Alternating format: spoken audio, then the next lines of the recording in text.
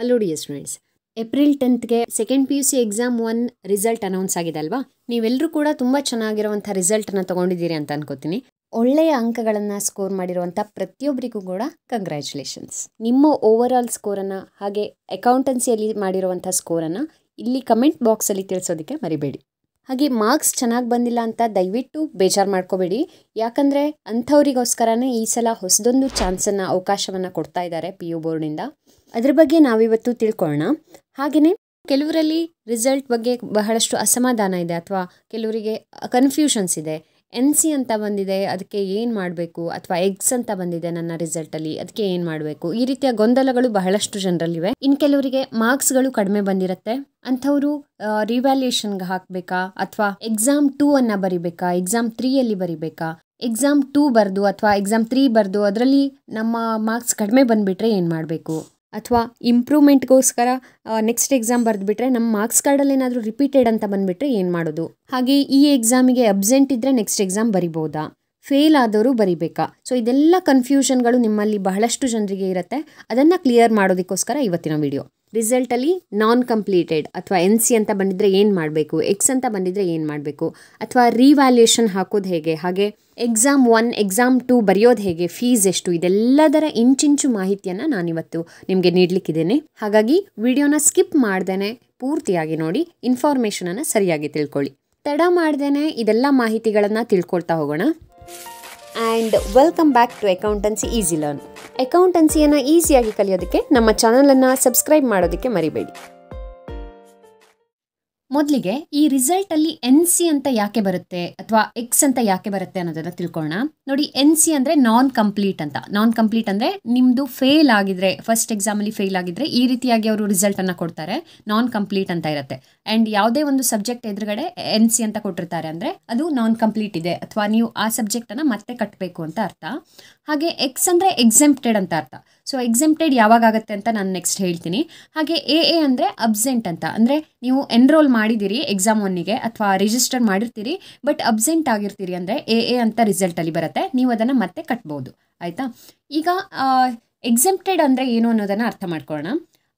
ನೋಡಿ, minimum marks for 80 marks paper is 24. ನೀವು minimum 24 ಮಾರ್ಕ್ಸನ್ನು ಥಿಯರಿಲಿ ತೆಗೆದಿದ್ರೆ ಮಾತ್ರ ನೀವು ಪಾಸ್ ಅಂತ ಕನ್ಸಿಡರ್ ಆಗ್ತೀರಿ. ಸೊ ನಾನಿದನ್ನು ಕಾಮರ್ಸ್ ಸಬ್ಜೆಕ್ಟ್ಗಳಿಗೆ ಹೇಳ್ತಾ ಇದ್ದೀನಿ. ಸೈನ್ಸ್ ಸಬ್ಜೆಕ್ಟಿಗೆ ಬೇರೆ ಆಗುತ್ತೆ ಅಥವಾ 70 ಮಾರ್ಕ್ಸ್ ಪೇಪರಿಗೆ ಬೇರೆ ಆಗುತ್ತೆ ನಂಬರ್.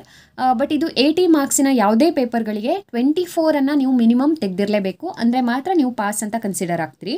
ಹಾಗೆಯೇ ಓವರ್ ಆಲ್ ಆಗಿ ಅಂದರೆ ಇನ್ಕ್ಲೂಡಿಂಗ್ ಇಂಟರ್ನಲ್ ಮಾರ್ಕ್ಸ್ ಟೋಟಲ್ 100 ಮಾರ್ಕ್ಸ್ಗೆ ನಿಮ್ಮ ಮಾರ್ಕ್ಸ್ 35 ಎಬವ್ ಇರಬೇಕು, ಅಂದರೆ ಪಾಸ್ ಅಂತ ಕನ್ಸಿಡರ್ ಆಗ್ತೀರಿ. ಒಂದು ವೇಳೆ ಇರಲಿಲ್ಲ ಅಂದರೆ, ಓಕೆ, 35 ಇರಲಿಲ್ಲ, ಓವರ್ ಆಲ್ ಮಾರ್ಕ್ಸ್ ಹೇಳ್ತಾ ಇದ್ದೀನಿ ನಾನು, 80 ಮಾರ್ಕ್ಸ್ಗೆ ಮಿನಿಮಮ್ 24 ತೊಗೊಳ್ಳೇಬೇಕು. ಇನ್ ಕೇಸ್ ನೀವು 100 ಮಾರ್ಕ್ಸಿಗೆ 35 ಮಾರ್ಕ್ಸನ್ನು ತೊಗೊಂಡಿರಲಿಲ್ಲ ಅಂದರೆ ಅಟ್ಲೀಸ್ಟ್ 30 ಎಬವ್ ತೊಗೊಂಡಿರಲೇಬೇಕಾಗತ್ತೆ. ಸೊ 30 ಎಬವ್ ತೊಗೊಂಡು ಒಟ್ಟು ಟೋಟಲ್ ಏನು ಕೊಟ್ಟಿರ್ತಾರಲ್ಲ ಅಲ್ಲಿ ಕೋರ್ ಸಬ್ಜೆಕ್ಟ್ ಟೋಟಲ್ ಅಂದರೆ 4 ಸಬ್ಜೆಕ್ಟ್ಗಳ ಟೋಟಲ್ ನೀವು 140+ ತೆಗೆದಿದ್ರೆ, ಹಾಗೆ ಲ್ಯಾಂಗ್ವೇಜಲ್ಲಿ ಎಬವ್ 70 ಅಂದರೆ 2 ಲ್ಯಾಂಗ್ವೇಜ್ಗಳ ಟೋಟಲ್ ಎಬವ್ 70 ಇದ್ದರೆ, ಯಾವುದೇ ಸಬ್ಜೆಕ್ಟಿಗೆ ನೀವು 35 ಬಿಲೋ 30 ಎಬವ್ ತೊಗೊಂಡಿದ್ರು ಕೂಡ ಅದು ಪಾಸ್ ಅಂತ ಕನ್ಸಿಡರ್ ಆಗುತ್ತೆ. ಅಂದರೆ 30 to 35 ತೊಗೊಂಡಿದ್ರು ಕೂಡ ಪಾಸ್ ಆಗುತ್ತೆ. ಯಾವಾಗ ಅಂದರೆ ಈ ರೀತಿಯಾಗಿ ಟೋಟಲ್ ಇದ್ದಾಗ. ಸೊ ಕೋರ್ ಸಬ್ಜೆಕ್ಟ್ ಟೋಟಲ್ 140+ ಇರಬೇಕು, ಲ್ಯಾಂಗ್ವೇಜ್ ಟೋಟಲ್ 70+ ಇರಬೇಕು.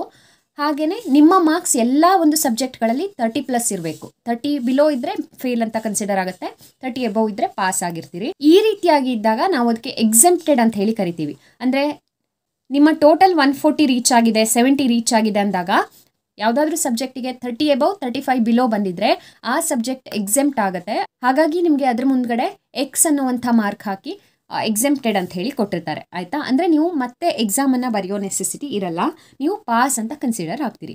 ಬೇಕಿದ್ರೆ ಇಂಪ್ರೂವ್ಮೆಂಟಿಗೆ ಬೇರೆ ಬರ್ಕೋಬೋದು, ಬಟ್ ನೀವು ಫೇಲ್ ಅಂತೂ ಆಗಿರಲ್ಲ, ನೀವು ಈ ಒಂದು ಮಾರ್ಕ್ಸನ್ನು ಉಳಿಸ್ಕೊಳ್ಬೋದು. ಸೊ ಇನ್ನು NC ಇದ್ದಾಗ, ನಾನ್ ಕಂಪ್ಲೀಟ್ ಅಂತ ಇದ್ದಾಗ ನೀವು ನೆಕ್ಸ್ಟ್ ಎಕ್ಸಾಮನ್ನು ಬರೀಲೇಬೇಕಾಗತ್ತೆ, ಯಾಕಂದರೆ ಇದು ಫೇಲ್ ಅಂತ ಕನ್ಸಿಡರ್ ಆಗುತ್ತೆ. ಸೊ NC ಇದ್ದಾಗ ಫೇಲ್ ಅಂತ ಆಗಿರುತ್ತೆ. ಅಂದರೆ ನೀವು ಈ ಒಂದು ಕ್ರೈಟೇರಿಯಾನ ರೀಚ್ ಮಾಡಿಲ್ಲ ಅಂತ. ಅಂದರೆ ನಿಮಗೆ 80 ಮಾರ್ಕ್ಸ್ಗೆ 24 ಬಂದಿಲ್ಲದೆ ಇರ್ಬೋದು, ಅಥವಾ ಎಲ್ಲ ಸಬ್ಜೆಕ್ಟಿಗೆ ಟೋಟಲ್ ಮಾರ್ಕ್ಸ್ 30 ಎಬವ್ ಇದ್ರೂ ನಿಮ್ಮ ಕೋರ್ ಸಬ್ಜೆಕ್ಟ್ ಟೋಟಲ್ 140 ಆಗದೆ ಇರ್ಬೋದು, ಅಥವಾ ಲ್ಯಾಂಗ್ವೇಜ್ ಟೋಟಲ್ 70 ಆಗದೆ ಇರ್ಬೋದು. ಸೊ ಈ ಕ್ರೈಟೇರಿಯಾನ ರೀಚ್ ಮಾಡಿಲ್ಲ ಅಂತಂದರೆ ಅದು ಎಕ್ಸ್ ಅಂತ ಕನ್ಸಿಡರ್ ಆಗಲ್ಲ, ಅಂದರೆ ಎಕ್ಸೆಂಪ್ಟೆಡ್ ಅಂತ ಅನ್ಸ್ಕೊಳ್ಳಲ್ಲ, ಅದು NC ಅಂತ ಆಗಿರುತ್ತೆ, ನಾನ್ ಕಂಪ್ಲೀಟ್ ಅಂತ ಕನ್ಸಿಡರ್ ಆಗುತ್ತೆ. ಹಾಗಾಗಿ ನಿಮ್ಮ ರಿಸಲ್ಟ್ ಶೀಟಲ್ಲಿ ಎಲ್ಲೆಲ್ಲಿ NC ಅಂತ ಬಂದಿದೆ ಆ ಸಬ್ಜೆಕ್ಟ್ಗಳನ್ನು ನೀವು ಮತ್ತೆ ಕಟ್ಟಿ ಬರಿಬೇಕಾಗತ್ತೆ, ನೆಕ್ಸ್ಟ್ ಎಕ್ಸಾಮಿಗೆ ಕಟ್ಟಬೇಕಾಗತ್ತೆ. PUC ಎಕ್ಸಾಮ್ 2 ಹಾಗೆ ಎಕ್ಸಾಮ್ 3 ಅಂತ ಈ ಸಲ ಏನು ಬರ್ತಾ ಇದೆ, ಸಪ್ಲಿಮೆಂಟ್ರಿ ಅಂತ ಇರಲ್ಲ ಈ ವರ್ಷ, ಎಕ್ಸಾಮ್ 2 ಮತ್ತು ಎಕ್ಸಾಮ್ 3 ಅಂತ ಕರೆಸ್ಕೊಳ್ಳುತ್ತೆ. ಸೊ ಆ ಎಕ್ಸಾಮನ್ನು ಕಟ್ಟಿ ನೀವು ಮತ್ತೆ ಬರಿಬೋದು. ಆ್ಯಂಡ್ ಈ ವರ್ಷದ ಒಂದು ಗುಡ್ ಥಿಂಗ್ ಏನಪ್ಪ ಅಂತಂದರೆ NC ಅಂತ ಕೊಡ್ತಾ ಇರೋದು. ಸೊ ಹೀಗೆ ಕೊಟ್ಟಿರೋದ್ರಿಂದ ನೀವು ನೆಕ್ಸ್ಟ್ ಎಕ್ಸಾಮ್ಗಳಲ್ಲಿ ಅದನ್ನು ಕ್ಲಿಯರ್ ಮಾಡಿಕೊಂಡ್ರೆ ನಿಮ್ಮ ಮಾರ್ಕ್ಸ್ ಕಾರ್ಡಲ್ಲಿ ಎಲ್ಲೂ ರಿಪೀಟೆಡ್ ಅಂತ ತೋರಿಸೋದಿಲ್ಲ. ಸೊ ನೀವು ನಿಮ್ಮ ಆ್ಯನ್ಯುವಲ್ ಮಾರ್ಕ್ಸ್ ಕಾರ್ಡ್ ಏನು ಬರುತ್ತಲ್ಲ ಎಲ್ಲ ಮುಗಿದ ನಂತರ 3 ಎಕ್ಸಾಮ್ ಮುಗಿದ ಮೇಲೆ ಬರುತ್ತೆ, ಅದರಲ್ಲಿ ನೀವು ಒಂದು ವೇಳೆ ಮುಂದಿನ ಎಕ್ಸಾಮ್ಗಳಲ್ಲಿ ಅದನ್ನು ಕ್ಲಿಯರ್ ಮಾಡ್ಕೊಂಡಿದ್ರೆ ನೀವು ಪಾಸ್ ಅಂತಲೇ ಕನ್ಸಿಡರ್ ಆಗುತ್ತೆ. ಹಾಗಾಗಿ ನಿಮಗೆ 3 ಅವಕಾಶಗಳಿವೆ. 3 ಅವಕಾಶಗಳಲ್ಲಿ ನೀವು ರಿಪೀಟರ್ ಅಂತ ತೋರಿಸ್ಕೊಳ್ದೇನೆ ಎಕ್ಸಾಮನ್ನು ಪಾಸ್ ಮಾಡ್ಕೊಳ್ಬೋದು. ಇದೊಂದು ಅವಕಾಶವನ್ನು PU ಬೋರ್ಡ್ ನಿಮಗೆ ಈ ವರ್ಷ ಕೊಟ್ಟಿದೆ. ಸೊ ನಿಮಗೆ ಇದು ಅರ್ಥ ಆಗಿದೆ ಅಂತ ಅನ್ಕೋತೀನಿ. ಇನ್ನು ಸೆಕೆಂಡ್ PUC ಎಕ್ಸಾಮ್ 2 ಬಗ್ಗೆ ಹೇಳೋದಿದ್ರೆ ನೋಡಿ, ಎಕ್ಸಾಮ್ 2 ಅನ್ನುವಂಥದ್ದು ಏಪ್ರಿಲ್ 29 ಮೇ 17 ತನಕ ನಡೀತಾ ಇದೆ. ಇದರ ಒಂದು ಟೈಮ್ ಟೇಬಲ್ ಕೂಡ ನಿಮಗೆ ವೆಬ್ಸೈಟಲ್ಲಿ ಸಿಗುತ್ತೆ.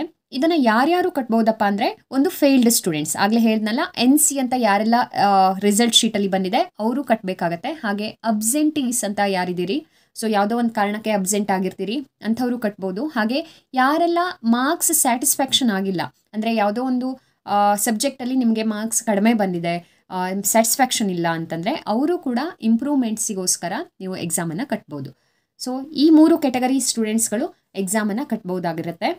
ಇದನ್ನು ಕಟ್ಟೋದಕ್ಕೆ ಇರುವಂಥ ಒಂದು ಕ್ರೈಟೇರಿಯಾ ಅಂತಂದರೆ ನೀವು ಫಸ್ಟ್ ಎಕ್ಸಾಮಿಗೆ ರಿಜಿಸ್ಟರ್ ಆಗಿರಲೇಬೇಕು ಅಥವಾ ಎನ್ರೋಲ್ ಆಗಿರಲೇಬೇಕು. ಸೊ ಫಸ್ಟ್ ಎಕ್ಸಾಮಿಗೆ ರಿಜಿಸ್ಟರ್ ಆಗಿರಲಿಲ್ಲ ಅಂದರೆ ಯಾರಿಗೆಲ್ಲ ರಿಜಿಸ್ಟ್ರೇಷನ್ ನಂಬರ್ ಬಂದಿಲ್ಲ, ಹಾಲ್ ಟಿಕೆಟ್ ನಂಬರ್ ಬಂದಿಲ್ಲ, ಸೊ ಅಂಥವ್ರು ಯಾರಿಗೂ ಕೂಡ ನೆಕ್ಸ್ಟ್ ಎಕ್ಸಾಮಿಗೆ ಕಟ್ಟೋದಕ್ಕೆ ಅವಕಾಶ ಇರೋದಿಲ್ಲ.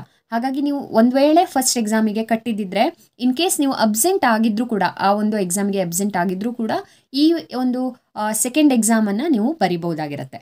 ಹಾಗೆ ಫೇಲ್ ಆಗಿರೋರು ಬರಿಬೋದು, ಹಾಗೆ ಏನಾದರೂ ಇಂಪ್ರೂವ್ಮೆಂಟ್ಸಿಗೋಸ್ಕರ ಬರೆಯೋರು ಬರಿಬೋದು. ಹಾಗಿದ್ರೆ ಇದಕ್ಕೆ ಫೀಸ್ ಎಷ್ಟಪ್ಪ ಅಂತ ನೋಡೋದಿದ್ರೆ 175 ರೂಪೀಸ್ ಇರುತ್ತೆ. ಇಂಪ್ರೂವ್ಮೆಂಟ್ಸಿಗಾಗಿ ನೀವು ಹಾಕೋದಿದ್ರೆ 175 ರೂಪೀಸನ್ನು ನೀವು ಪೇ ಮಾಡಬೇಕಾಗತ್ತೆ ಪರ್ ಸಬ್ಜೆಕ್ಟಿಗೆ. ಓಕೆ, ನೀವು ಯಾವುದೋ ಒಂದು ಸಬ್ಜೆಕ್ಟಿಗೆ ನೀವು ಕಟ್ತೀರಿ ಅಂತಂದರೆ 175 ಕಟ್ಟಿ ನೀವು ಅದಕ್ಕೆ ಎನ್ರೋಲ್ ಆಗಬೇಕಾಗತ್ತೆ ಎಕ್ಸಾಮ್ 2ಗೆ. ಹಾಗೆ ಬರೆಯೋದಕ್ಕಾಗಲ್ಲ. ಇದನ್ನು ನೀವು ಕಾಲೇಜ್ ಥ್ರೂ ಮಾಡ್ಬೋದು, ಎನ್ರೋಲ್ಮೆಂಟನ್ನು ಅಥವಾ ರಿಜಿಸ್ಟ್ರೇಷನನ್ನು ಕಾಲೇಜ್ ಥ್ರೂ ಮಾಡ್ಬೋದು. ಇಲ್ಲಾಂದರೆ KSEAB ವೆಬ್ಸೈಟಿಗೆ ಹೋಗಿ ಅಲ್ಲಿ ಡೈರೆಕ್ಟಾಗಿ ಕೂಡ ನೀವು ರಿಜಿಸ್ಟ್ರೇಷನನ್ನು ಮಾಡ್ಕೊಳ್ಬೋದು. ಅಲ್ಲಿ 1 ರೂಪೀ ಎಕ್ಸ್ಟ್ರಾ ಚಾರ್ಜ್ ಆಗುತ್ತೆ ನಿಮಗೆ. ಸೊ 176 ರೂಪೀಸ್ ಆಗ್ಬೋದು. ಇನ್ನು ಫೇಲ್ಡ್ ಸ್ಟೂಡೆಂಟ್ಸ್ ನೀವಾಗಿದ್ರೆ ನಿಮಗೆ 140 ರೂಪೀಸ್ ಫೀಸ್ ಆಗಿರುತ್ತೆ. ಸೊ 140 ರೂಪೀಸ್ ಪರ್ ಸಬ್ಜೆಕ್ಟಿಗೆ. ಹಾಗೆ 2 ಸಬ್ಜೆಕ್ಟ್ ಆದರೆ 270 ರೂಪೀಸ್ ಆಗುತ್ತೆ. ಹಾಗೆ 3 ಸಬ್ಜೆಕ್ಟ್ಗಳನ್ನು ಅಥವಾ 3ಕ್ಕಿಂತ ಜಾಸ್ತಿ ಸಬ್ಜೆಕ್ಟಿಗೆ ನೀವು ಕಟ್ಟೋದಿದ್ರೆ 400 ರೂಪೀಸ್ ಆಗುತ್ತೆ. ಇದನ್ನು ನಿಮಗೆ ವೆಬ್ಸೈಟಲ್ಲಿ ಕೊಟ್ಟಿರ್ತಾರೆ. ಅದರ ಪ್ರೊಸೀಜರ್ ಏನು, ಯಾವ ರೀತಿ ರಿಜಿಸ್ಟರ್ ಆಗಬೇಕು, ಏನೆಲ್ಲ ಪ್ರೊಸೀಜರ್ ಇದೆ, ಹೇಗೆ ಪೇಮೆಂಟ್ ಮಾಡೋದು, ಎಲ್ಲದನ್ನು ಡೀಟೇಲ್ ಆಗಿ ಫ್ಲೋ ಚಾರ್ಟ್ ಮೂಲಕ ಕೊಟ್ಟಿರ್ತಾರೆ. ನೀವು ಅದನ್ನು ವಿಸಿಟ್ ಮಾಡಿ ಖಂಡಿತವಾಗಿ ನೋಡ್ಬೋದು. ಸೊ ನಿಮಗೆ ಅದು KSEAB ವೆಬ್ಸೈಟಲ್ಲಿ ಸಿಗತ್ತೆ. ಸೊ ಈ ಒಂದು ವೆಬ್ಸೈಟನ್ನು ವಿಸಿಟ್ ಮಾಡಿ ನೀವು ಇದೆಲ್ಲ ಇನ್ಫಾರ್ಮೇಷನನ್ನು ಖಂಡಿತವಾಗಿ ನೋಡ್ಬೋದು. ಸೊ ಯಾರಿಗೆಲ್ಲ ಮಾರ್ಕ್ಸ್ ಸ್ಯಾಟಿಸ್ಫ್ಯಾಕ್ಷನ್ ಆಗಿಲ್ಲ ಅವರು ಸೆಕೆಂಡ್ ಎಕ್ಸಾಮಿಗೆ ಖಂಡಿತವಾಗಿ ಕಟ್ಬೋದು. ಆ್ಯಂಡ್ ನಿಮ್ಮಲ್ಲಿ ಇರುವಂಥ ಇನ್ನೊಂದು ಡೌಟ್ ಏನಪ್ಪ ಅಂದರೆ, ಮೇಡಮ್ ನಾವು ಸೆಕೆಂಡ್ ಎಕ್ಸಾಮಿಗೆ ಕಟ್ಟಿದ್ರೆ ಅದು ಸಪ್ಲಿಮೆಂಟ್ರಿ ಅಂತ ಕನ್ಸಿಡರ್ ಆಗಿ ನಾವು ರಿಪೀಟರ್ ಅಂತ ಕನ್ಸಿಡರ್ ಆಗ್ತೀವಾ ಅಂತ. ಕೆಲವಷ್ಟು ಜನ 90 ಎಬವ್ ಮಾಡಿರ್ತೀರಿ, 95 ಎಬವ್ ಮಾಡಿರ್ತೀರಿ, ಅಂದರೂ ಕೂಡ ಅಯ್ಯೋ ನಾನು ಇನ್ನೊಂಚೂರು ಚೆನ್ನಾಗಿ ಓದ್ಕೋಬೋದಿತ್ತು, ಇನ್ನೂ ಚೆನ್ನಾಗಿ ಮಾಡ್ಬೋದಿತ್ತು ಅನ್ನೋ ಒಂದು ಸಣ್ಣ ಬೇಜಾರಿರುತ್ತೆ. ಸೊ ಅಂಥವರು ಕೂಡ ಇಂಪ್ರೂವ್ಮೆಂಟ್ಸಿಗೆ ನೀವು ರೀಅಪಿಯರ್ ಆಗ್ಬೋದು. ರೀಅಪಿಯರ್ ಆದರೂ ಕೂಡ ಎಲ್ಲೂ ನಿಮ್ಮ ಒಂದು ಮಾರ್ಕ್ಸ್ ಶೀಟಲ್ಲಿ ರಿಪೀಟರ್ ಅಂತ ತೋರಿಸೋದಿಲ್ಲ. ಆ್ಯಂಡ್ ಇನ್ನೊಂದು ಬೆಸ್ಟ್ ಥಿಂಗ್ ಏನಪ್ಪ ಅಂತಂದರೆ, ನೀವು ಇಂಪ್ರೂವ್ಮೆಂಟ್ಸಿಗೆ ಹಾಕಿದ್ದೀರಿ ಅಂದರೆ ಈ ಮೊದಲೆಲ್ಲ ಹೇಗಿರ್ತಿತ್ತು, ನೀವು ಈಗ ಬಂದಿರೋ ರಿಸಲ್ಟನ್ನು ರಿಜೆಕ್ಟ್ ಮಾಡಿ ನೆಕ್ಸ್ಟ್ ಎಕ್ಸಾಮ್ ಬರಿಬೇಕಿತ್ತು. ಬಟ್ ಈ ವರ್ಷ ಹಾಗಲ್ಲ. ಎಕ್ಸಾಮ್ 1, ಎಕ್ಸಾಮ್ 2, ಎಕ್ಸಾಮ್ 3 ಈ 3 ಎಕ್ಸಾಮ್ಗಳಲ್ಲಿ ಯಾವ ಎಕ್ಸಾಮಲ್ಲಿ ನಿಮಗೆ ಜಾಸ್ತಿ ಅಂಕ ಬಂದಿದೆ ಅದನ್ನು, ಅಂದರೆ ಬೆಸ್ಟ್ ಆಫ್ 3 ಯಾವುದಿರುತ್ತೆ ಪ್ರತಿ ಸಬ್ಜೆಕ್ಟಲ್ಲಿ, ಅದನ್ನು ಅವರು ಫೈನಲ್ ಮಾರ್ಕ್ಸ್ ಅಂತ ಹೇಳಿ ಕನ್ಸಿಡರ್ ಮಾಡ್ತಾರೆ. ಹಾಗಾಗಿ ನಿಮಗೆ ಎಲ್ಲೂ ಕೂಡ ಮಾರ್ಕ್ಸ್ ಕಾರ್ಡಲ್ಲಿ ರಿಪೀಟರ್ ಅಂತ ಹೇಳಿ ಶೋ ಆಗೋದಿಲ್ಲ. ನಿಮ್ಮ ಒಂದು ಮಾರ್ಕ್ಸ್ ಕಾರ್ಡಲ್ಲಿ ನೀವು 2 ಸಲ ಬರೆದಿದ್ದೀರಿ, 3 ಸಲ ಬರೆದಿದ್ದೀರಿ ಅಂತ ಎಲ್ಲೂ ತೋರಿಸೋದಿಲ್ಲ. ಹಾಗಾಗಿ ನೀವು ಯಾವುದೇ ಸ್ಟೂಡೆಂಟ್ಸ್ ಆಗಿದ್ರು ಕೂಡ, ಅಂದರೆ ಡಿಸ್ಟಿಂಕ್ಷನ್ ಸ್ಟೂಡೆಂಟ್ಸ್ ಆಗಿರಲಿ ಅಥವಾ ಫಸ್ಟ್ ಕ್ಲಾಸ್ ಮಾಡಿರಲಿ, ಸೆಕೆಂಡ್ ಕ್ಲಾಸಲ್ಲಿ ಪಾಸ್ ಆಗಿರಲಿ, ಯಾವುದ್ರಲ್ಲೇ ಪಾಸ್ ಆಗಿರಲಿ, ನಿಮಗೆ ಯಾವುದೋ ಒಂದು ಸಬ್ಜೆಕ್ಟಲ್ಲಿ ಕಮ್ಮಿ ಆಗಿದೆ ಅಂತಂದರೆ ನೀವು ಅದನ್ನು ಇಂಪ್ರೂವ್ ಮಾಡ್ಕೊಳ್ಳೋದಕ್ಕೋಸ್ಕರ ಸೆಕೆಂಡ್ ಎಕ್ಸಾಮನ್ನು ಖಂಡಿತವಾಗಿ ಕಟ್ಬೋದು. ಆ್ಯಂಡ್ ಫೀಸ್ ಕೂಡ ತುಂಬ ಕಡಿಮೆ ಇರುತ್ತೆ, 175 ರೂಪೀಸ್ ಅಷ್ಟೇ ಇಂಪ್ರೂವ್ಮೆಂಟ್ ಸಿಗಾದರೆ. ಸೊ ಒಂದು ಸಬ್ಜೆಕ್ಟಿಗೆ ನೀವು 175 ಕೊಟ್ಟು ರಿಜಿಸ್ಟ್ರೇಷನ್ ಮಾಡ್ಕೋಬೇಕಾಗತ್ತೆ. ಆ್ಯಂಡ್ ಈ ಒಂದು ಸೆಕೆಂಡ್ ಎಕ್ಸಾಮಿಗೆ ರಿಜಿಸ್ಟ್ರೇಷನ್ ಆಲ್ರೆಡಿ ಓಪನ್ ಆಗಿದೆ. ಸೊ ನೀವು ಎಕ್ಸಾಮ್ ಡಿಕ್ಲೇರ್ ಆಗಿರೋ ದಿನ ಅಂದರೆ 10th ಏಪ್ರಿಲಿಂದ ನಿಮಗೆ 16th ಏಪ್ರಿಲ್ ತನಕ ಅವಕಾಶ ಇರುತ್ತೆ. ಸೊ 16th ಒಳಗಡೆ ನೀವು ಎಷ್ಟು ಸಬ್ಜೆಕ್ಟಿಗೆ ಕಟ್ತೀರಿ, ನೀವು ಫೇಲ್ಡ್ ಸ್ಟೂಡೆಂಟ್ಸಾ ಅಥವಾ ಇಂಪ್ರೂವ್ಮೆಂಟ್ಗೆ ರಿಜಿಸ್ಟರ್ ಮಾಡ್ತಾ ಇದ್ದೀರಾ, ಇದೆಲ್ಲವನ್ನು ನೋಡಿಕೊಂಡು ನಿಮ್ಮ ಫೀಸನ್ನು ಕಟ್ಟಿ 16 ಒಳಗಡೆ ರಿಜಿಸ್ಟ್ರೇಷನ್ ಆಗಬೇಕು. ಸೊ ನೀವೇ ರಿಜಿಸ್ಟರ್ ಆಗೋದಕ್ಕಿಂತ ಕಾಲೇಜನ್ನು ಭೇಟಿ ಮಾಡಿ ರಿಜಿಸ್ಟರ್ ಮಾಡೋದು ಒಳ್ಳೆಯದು. ಹಾಗಾಗಿ ನೀವು ಫಸ್ಟ್ ಎಕ್ಸಾಮನ್ನು ತೊಗೊಂಡಂಥ ಯಾರೇ ಬೇಕಿದ್ರೂ ನಿಮಗೆ ಎಷ್ಟು ಸಬ್ಜೆಕ್ಟ್ಗಳನ್ನ ಬರಿಬೇಕನ್ಸುತ್ತೋ ಅಷ್ಟು ಎಕ್ಸಾಮ್ಗಳಿಗೆ ಕಟ್ಕೊಂಡು ಬರಿಬೋದು. ಇನ್ ಕೇಸ್ 16th ಏಪ್ರಿಲ್ ಒಳಗಡೆ ನಿಮಗೆ ರಿಜಿಸ್ಟರ್ ಮಾಡಲಿಕ್ಕಾಗಿಲ್ಲ, ಅಥವಾ ನೀವು ಅಯ್ಯೋ ನಾನು ರಿವ್ಯಾಲ್ಯೂಯೇಷನಿಗೆ ಹಾಕಿದ್ದೆ ಹಾಗಾಗಿ ನಾನು ಇದಕ್ಕೆ ರಿಜಿಸ್ಟರ್ ಮಾಡಿರಲಿಲ್ಲ ಅನ್ನೋವಂಥವ್ರು ಇದ್ದರೆ 18th ಏಪ್ರಿಲ್ ತನಕ ನಿಮಗೆ ವಿತ್ ಫೈನ್ ಅವಕಾಶ ಇರುತ್ತೆ. ಒಂದೊಂದು ದಿನ ಹೆಚ್ಚಿಗೆ ಆದ ಹಾಗೆ 50 ರೂಪೀಸ್ ಎಕ್ಸ್ಟ್ರಾ ಆಗ್ತಾ ಹೋಗುತ್ತೆ. ಸೊ 50 ರೂಪೀಸ್ ಫೈನ್ ಕೊಟ್ಟು ನೀವು 18th ಏಪ್ರಿಲ್ ತನಕನೂ ರಿಜಿಸ್ಟ್ರೇಷನನ್ನು ಮಾಡ್ಕೊಳ್ಬೋದು. ಸೊ ಇದಿಷ್ಟು ರಿಜಿಸ್ಟ್ರೇಷನ್ ಬಗ್ಗೆ, ಸೆಕೆಂಡ್ ಎಕ್ಸಾಮಿನ ರಿಜಿಸ್ಟ್ರೇಷನ್ ಬಗ್ಗೆ ಮಾಹಿತಿ. ಇದೇ ರೀತಿಯ ಎಕ್ಸಾಮ್ 3 ಕೂಡ ಆಗುತ್ತೆ, ಅದ್ರ ಬಗ್ಗೆ ಕೂಡ ಮುಂದೆ ನೋಟಿಫಿಕೇಶನ್ ಬರುತ್ತೆ, ಅದನ್ನು ಕೂಡ ನೀವು ಅಟೆಂಡ್ ಮಾಡ್ಬೋದು, ಯಾರೇ ಕೂಡ ಅಟೆಂಡ್ ಮಾಡ್ಬೋದು. ಆ್ಯಂಡ್ ಮೋಸ್ಟ್ ಇಂಪಾರ್ಟೆಂಟ್ಲಿ ಎಕ್ಸಾಮ್ 1 ಮತ್ತು ಎಕ್ಸಾಮ್ 2 ಎರಡೂ ಎಕ್ಸಾಮ್ಗಳ ಮಾರ್ಕ್ಸ್ಗಳು CETಗೆ ಕೌಂಟ್ ಆಗುತ್ತೆ ಅಂತ PU ಬೋರ್ಡಿಂದಾನೇ ಅಧಿಕೃತವಾಗಿ ಹೇಳಿದ್ದಾರೆ. ಸೊ CETಗೆ ಕೂಡ ನಿಮ್ಮ ಎಕ್ಸಾಮ್ 2 ಮಾರ್ಕ್ಸ್ ಕೌಂಟ್ ಆಗುತ್ತೆ. ಅಂದರೆ ಇದರ ರಿಸಲ್ಟ್ ಬಂದಮೇಲೆ ನಿಮ್ಮ CET ಇರುತ್ತೆ. ಹಾಗಾಗಿ ಯಾರಾದರೂ ಇಂಪ್ರೂವ್ಮೆಂಟ್ ಮಾಡ್ಕೊಳ್ಳೋರಿದ್ರೆ ಖಂಡಿತವಾಗಿ ಎಕ್ಸಾಮ್ ಬರೆದು ನಿಮ್ಮ ಮಾರ್ಕ್ಸನ್ನು ಇಂಪ್ರೂವ್ಮೆಂಟ್ ಮಾಡ್ಕೋಬೋದು. ಇನ್ನು ರಿವ್ಯಾಲ್ಯೂಯೇಷನ್ ಮತ್ತು ರೀಟೋಟಲಿಂಗಿಗೆ ಬಂದರೆ, ಸೊ ನಿಮಗೆ ರಿವ್ಯಾಲ್ಯೂಯೇಷನ್ಗೆ ಹಾಕಬೇಕಂತಂದರೆ ಮೊದಲು ಸ್ಕ್ಯಾನ್ಡ್ ಕಾಪಿ ಬೇಕಾಗುತ್ತಲ್ವಾ, ಆ ಸ್ಕ್ಯಾನ್ಡ್ ಕಾಪಿಗೆ ನೀವು ಅಪ್ಲೈ ಮಾಡೋದಕ್ಕೆ ಆಲ್ರೆಡಿ ಪೋರ್ಟಲ್ ಓಪನ್ ಆಗಿದೆ. ಸೊ 16th ಏಪ್ರಿಲ್ ತನಕ ಓಪನ್ ಇರುತ್ತೆ ಅದು. ಸೊ ನೀವು 16th ಏಪ್ರಿಲ್ ತನಕ ಸ್ಕ್ಯಾನ್ಡ್ ಕಾಪಿಗಾಗಿ ನೀವು ಅಪ್ಲೈ ಮಾಡ್ಬೋದು.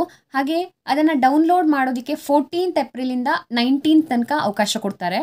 ಸೊ ಡೌನ್ಲೋಡ್ ಮಾಡಿಕೊಂಡು ಸ್ಕ್ಯಾನ್ಡ್ ಕಾಪಿಲಿ ನೀವು ಏನೇನು ತಪ್ಪು ಮಾಡಿದ್ರಿ, ಅದಕ್ಕೆ ಎಷ್ಟೆಷ್ಟು ಮಾರ್ಕ್ಸ್ ಹೋಗಿದೆ, ಸರಿ ಇರೋದನ್ನು ತಪ್ಪಾಗಿ ಹಾಕಿದ್ದಾರೆ ಅಥವಾ ಟೋಟಲ್ ಕರೆಕ್ಷನ್ ಮಾಡಬೇಕಾಗಿದೆಯಾ, ಸೊ ಇದೆಲ್ಲವನ್ನು ನೋಡಿಕೊಂಡು ನೀವು ನೆಕ್ಸ್ಟ್ ರಿವ್ಯಾಲ್ಯೂಯೇಷನ್ಗೆ ಅಥವಾ ಟೋಟಲಿಂಗಿಗೆ ಅಪ್ಲೈ ಮಾಡ್ಬೋದು. ಸೊ ನಿಮಗೆ ರಿವ್ಯಾಲ್ಯೂಯೇಷನ್ ಅಥವಾ ಟೋಟಲಿಂಗಿಗೆ ಅಪ್ಲೈ ಮಾಡೋದಕ್ಕೆ 15th ನಂತರ ಅವಕಾಶ ಇರುತ್ತೆ. 15th to 20th ಏಪ್ರಿಲ್ ತನಕ ಅವಕಾಶ ಇರುತ್ತೆ. ಇಲ್ಲಿ ನೀವು ಸುಮ್ಮನೆ ಅಪ್ಲೈ ಮಾಡೋದಕ್ಕಾಗಲ್ಲ, ಪರ್ ಸಬ್ಜೆಕ್ಟಿಗೆ 530 ರೂಪೀಸನ್ನು ಕಟ್ಟಬೇಕಾಗತ್ತೆ. ಸೊ ನೀವು ಅದು KCAB ವೆಬ್ಸೈಟಿಗೆ ಹೋಗಿ ಅಲ್ಲಿ ಎಲ್ಲ ಪ್ರೊಸೀಜರ್ ಬಗ್ಗೆ ಮಾಹಿತಿ ಇರುತ್ತೆ, ಯಾವ ರೀತಿ ಅಪ್ಲೈ ಮಾಡಬೇಕು ಅನ್ನೋದ್ರ ಬಗ್ಗೆ. ಸೊ ಆ ರೀತಿಯಾಗಿ ನೀವು ಅಪ್ಲೈ ಮಾಡಬೇಕಾಗುತ್ತೆ ಮೊದಲು ಸ್ಕ್ಯಾನ್ಡ್ ಕಾಪಿಗೆ. ಒಂದು ಸಬ್ಜೆಕ್ಟಿಗೆ 530 ಅಂತೆ, ನೀವು ಎಷ್ಟು ಸಬ್ಜೆಕ್ಟಿಗೆ ಕೂಡ ಅಪ್ಲೈ ಮಾಡ್ಬೋದು. ಹಾಗೆಯೇ ರಿವ್ಯಾಲ್ಯೂಯೇಷನ್ಗೆ ಹಾಕೋದಿದ್ರೆ, ಇನ್ ಕೇಸ್ ನಿಮ್ದೇನೋ ಸ್ಕ್ಯಾನ್ಡ್ ಕಾಪಿಲಿ ಸರಿಗೆ ಬರೆದಿದ್ದೀರಿ ಬಟ್ ಮಾರ್ಕ್ಸ್ ಕೊಟ್ಟಿಲ್ಲ ಅಂತ ನಿಮ್ಗೆ ಅನಿಸಿದರೆ ಅದನ್ನು ಮತ್ತೆ ರಿವ್ಯಾಲ್ಯೂಯೇಷನ್ಗೆ ಹಾಕ್ಬೋದು. ತುಂಬ ತಪ್ಪಾಗಿ ಕರೆಕ್ಷನ್ ಮಾಡಿದ್ದಾರೆ, ಬಹಳ ಮಾರ್ಕ್ಸ್ ಬರ್ತಿತ್ತು ಅಂದರೆ ಮಾತ್ರ ರಿವ್ಯಾಲ್ಯೂಯೇಷನ್ಗೆ ಹೋಗಿ, ಇಲ್ಲ ಅಂತಂದರೆ ನೀವು ಇದಕ್ಕಿಂತ ಸೆಕೆಂಡ್ ಎಕ್ಸಾಮಿಗೆ ಅಪಿಯರ್ ಆಗೋದು ಬೆಸ್ಟ್. ಸೊ ಅವರು ಕೂಡ ಅದನ್ನೇ ಹೇಳ್ತಾರೆ, ಈ ಒಂದು ರಿವ್ಯಾಲ್ಯೂಯೇಷನ್ಗೆ ಯಾರೆಲ್ಲ ಹಾಕಿದ್ದೀರಿ ಅವರು ಅದರ ರಿಸಲ್ಟ್ ಬರೋ ತನಕ ವೆಯ್ಟ್ ಮಾಡೋದು ಬೇಡ, ಸೆಕೆಂಡ್ ಎಕ್ಸಾಮಿಗೆ ನೀವು ಕಟ್ಕೊಂಡು ಬರಿಬೋದು ಅಂತ ಅವರು ಕೂಡ ಇನ್ಸ್ಟ್ರಕ್ಷನಲ್ಲಿ ಹೇಳಿದ್ದಾರೆ. ಹಾಗೆಯೇ ನೀವು ಇನ್ ಕೇಸ್ ರಿವ್ಯಾಲ್ಯೂಯೇಷನ್ಗೆ ಹಾಕ್ತೀರಿ ಅಂತಂದರೆ ಪರ್ ಸಬ್ಜೆಕ್ಟಿಗೆ 1670 ರೂಪೀಸನ್ನು ಪೇ ಮಾಡಬೇಕಾಗತ್ತೆ. ಹಾಗಾಗಿ ಇದು ಸ್ವಲ್ಪ ನಿಮಗೆ ಜಾಸ್ತಿ ಅಂತ ಅನಿಸ್ಬೋದು. ರಿವ್ಯಾಲ್ಯೂಯೇಷನ್ ಮಾಡಿಸೋದ್ರಿಂದ ಜಾಸ್ತಿ ಅಂಕ ಬರುತ್ತೆ ಅಂದರೆ ಮಾತ್ರ ಮಾಡಿಸಿ, ಇಲ್ಲಾಂದರೆ ನಿಮಗೆ ಸೆಕೆಂಡ್ ಎಕ್ಸಾಮ್ ಬರೆಯೋದ್ರಲ್ಲೇ ಅಡ್ವಾಂಟೇಜಸ್ ಇದೆ. 2-3 ಮಾರ್ಕ್ಸಿಗಾಗಿ ಖಂಡಿತವಾಗಿ ರಿವ್ಯಾಲ್ಯೂಯೇಷನ್ಗೆ ಹಾಕಬೇಡಿ ಅನ್ನೋದು ನನ್ನ ಸಜೆಷನ್. ಯಾಕಂದರೆ ಪ್ರತಿಯೊಂದು ಇವ್ಯಾಲ್ಯೂಯೇಟರ್ಸಿನ ವ್ಯಾಲ್ಯೂಯೇಷನ್ ಬೇರೆ ಬೇರೆ ಆಗಿರುತ್ತೆ. ಹಾಗಾಗಿ 2-3 ಮಾರ್ಕ್ಸ್ಗಳು ಹೆಚ್ಚು ಕಡಿಮೆ ಆಗಿರುತ್ತೆ ಕೆಲವೊಂದು ಸಲ, ಬಟ್ ಅದಕ್ಕಿಂತ ಜಾಸ್ತಿ ಆಗಿದೆ, ಏನೋ ತಪ್ಪಾಗಿದೆ ಅಂತಂದರೆ ಮಾತ್ರ ರಿವ್ಯಾಲ್ಯೂಯೇಷನ್ಗೆ ಹಾಕಿ ಅಂತ ನಾನು ಹೇಳ್ತೀನಿ. ಇನ್ನು ನಿಮ್ಮ ಟೋಟಲ್ ಸರಿಯಾಗಿರಲಿಲ್ಲ ಅಂತಂದರೆ ರೀಟೋಟಲ್ ಮಾಡಿಸ್ಬೇಕು ಅಂತಂದರೆ ಯಾವುದೇ ರೀತಿಯ ಫೀಸ್ ಇರೋದಿಲ್ಲ. ಸೊ ನೀವು 530 ಕೊಟ್ಟು ಸ್ಕ್ಯಾನ್ಡ್ ಕಾಪಿ ತರಿಸ್ಕೊಂಡು ಅದರಲ್ಲಿ ಟೋಟಲ್ ಕರೆಕ್ಷನ್ ಮಾಡಬೇಕು ಅಂತ ಅನಿಸಿದ್ರೆ ಅದಕ್ಕೆ ಮತ್ತೆ ರೀಟೋಟಲಿಂಗಿಗೆ ನೀವು ಅರ್ಜಿ ಹಾಕ್ಬೋದು. ಸೊ 15 to 20th ನಿಮಗೆ ಅವಕಾಶ ಇರುತ್ತೆ. ಹಾಗೆ ರೀಟೋಟಲಿಂಗಿಗೆ ನೀವು ಫ್ರೀ ಆಫ್ ಕಾಸ್ಟ್ ಅಪ್ಲೈ ಮಾಡ್ಬೋದು. ಸೊ ಇದಿಷ್ಟು ನಿಮ್ಮ ರಿಸಲ್ಟ್ ಬಗ್ಗೆ, ಸೆಕೆಂಡ್ ಎಕ್ಸಾಮ್ ಬಗ್ಗೆ, ಅದೇ ರೀತಿಯಾಗಿ ರಿವ್ಯಾಲ್ಯೂಯೇಷನ್ ಮತ್ತು ರೀಟೋಟಲಿಂಗ್ ಬಗ್ಗೆ ಮಾಹಿತಿ. ಇನ್ನೂ ಏನಾದರೂ ನಿಮಗೆ ಡೌಟ್ಸ್ ಇದ್ದರೆ ನೀವು ಖಂಡಿತವಾಗಿ ಕಮೆಂಟ್ ಸೆಕ್ಷನಲ್ಲಿ ಅದನ್ನ ನಮಗೆ ತಿಳಿಸ್ಬೋದು. ನಾನು ಅದಕ್ಕೆ ಡೆಫಿನೆಟ್ಲಿ ರಿಪ್ಲೈ ಮಾಡ್ತೀನಿ. ಆ್ಯಂಡ್ ಈ ವಿಡಿಯೋ ನಿಮಗೆ ಹೆಲ್ಪ್ ಆಗಿದ್ದರೆ ಇದನ್ನು ಲೈಕ್ ಮಾಡಿ, ಹಾಗೆ ಇನ್ನಷ್ಟು ಜನರಿಗೆ ಶೇರ್ ಮಾಡಿ, ಅವರಿಗೂ ಕೂಡ ಸಹಾಯ ಮಾಡೋದಕ್ಕೆ ಮರಿಬೇಡಿ. And subscribe to accountancy easy learn for more videos. Once again, congratulations and all the best for your future.